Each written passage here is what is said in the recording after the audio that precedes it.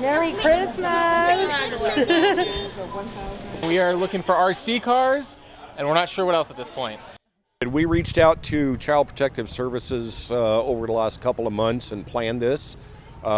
We were given 11 names of children that were in the foster care system.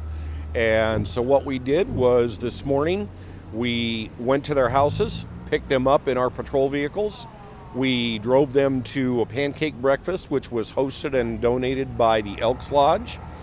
And after our pancake breakfast and everybody's tummies were full, we drove down to Walmart where we went shopping. Each of the kids was given an allotment of $150, and they were allowed to spend that amount of money on whatever they chose to buy here at Walmart.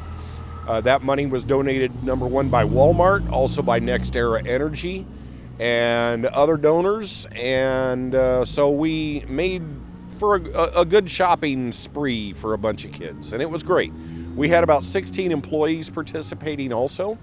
They were donating their time on their time off, and we just had a good time.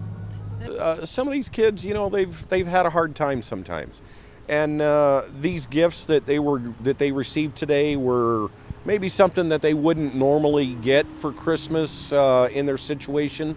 One of the girls that I had with me, she picked out a hoverboard, and so you know, it's just a good thing to promote community between the town and the sheriff's office. It lets some of the kids know that the cops are not the bad guys, that we're actually out here doing a good thing, and it relaxes them a little bit. We did have a couple of kids that we received information earlier this week that those kids were nervous about being around the police. So Captain Means went to their house after work one evening, spent about an hour with those kids, just showing them the car, showing them his equipment, things like that, and putting their minds at ease. So it turned out really good. Got some Pokemon stuff right now. Got a couple Squishmallows.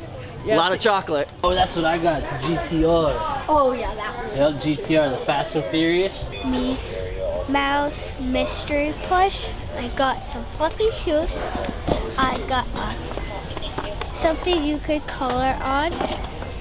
We have to be part of the community.